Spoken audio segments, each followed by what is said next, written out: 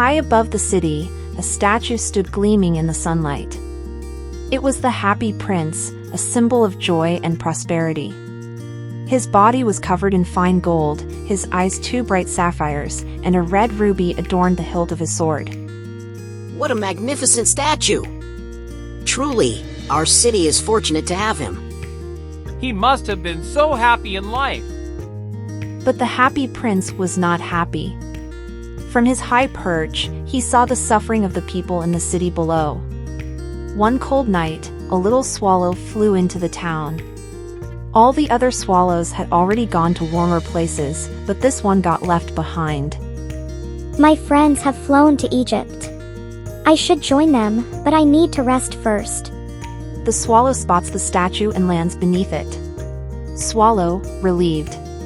This is a fine place to sleep. The air is still, and the view is beautiful. As the swallow settles in, a drop of water lands on him.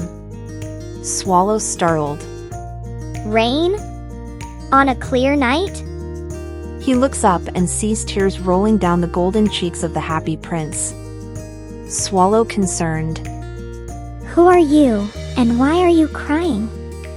Happy Prince, in gentle, sorrowful tone. When I was alive, I lived in a palace where sorrow was not allowed. I thought joy was eternal. But now, as a statue, I see the reality of life below: poverty, hunger, and despair. Look there. A mother works through the night to make a dress for a wealthy woman, yet she has no money to buy food for her sick child. Will you take her my ruby? It will ease her pain. Swallow hesitant. But I am heading to Egypt to see the warm sun and beautiful pyramids. Happy Prince pleading. Please, little swallow. Stay for just one night and help her. The swallow reluctantly agrees. A ruby! We can buy food and medicine. Bless whoever sent this. The swallow watches from the window, his heart warming. It feels good to help. The swallow returns to the Happy Prince, intending to leave the next day. I've done what you asked. Now I must go to Egypt. Wait, little swallow. There is another in need. Do you see that young man shivering in the cold? He is a writer, trying to finish a play, but he has no firewood or food. Take one of my sapphire eyes to him. It will give him what he needs. But your eye! You'll be blind in one eye. Please, swallow. His suffering is greater than mine. The swallow, moved by the prince's compassion, obeys. He delivers the sapphire, leaving the writer speechless with gratitude. Back at the statue, the swallow prepares to leave again but is stopped by the prince. One last request. A little girl selling matches has dropped them in the gutter. If she goes home empty-handed, her father will punish her. Take my other eye to her. But then you'll be completely blind.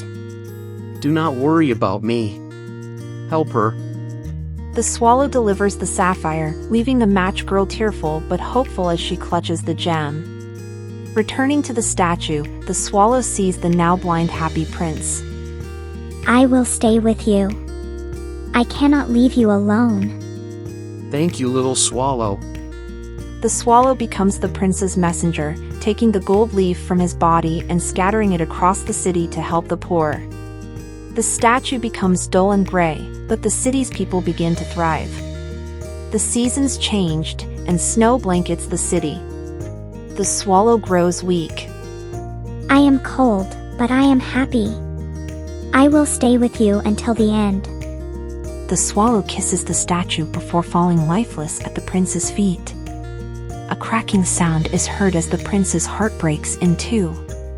The Happy Prince is no longer beautiful. Tear it down and melt it. Yes, replace it with something modern. The statue is melted, but the broken heart will not melt. It is discarded along with the swallow's body. And so, the Happy Prince and the faithful swallow were united in eternal happiness. Their love and sacrifice became a symbol of true kindness and compassion. True wealth lies in kindness and love. Share it with the world.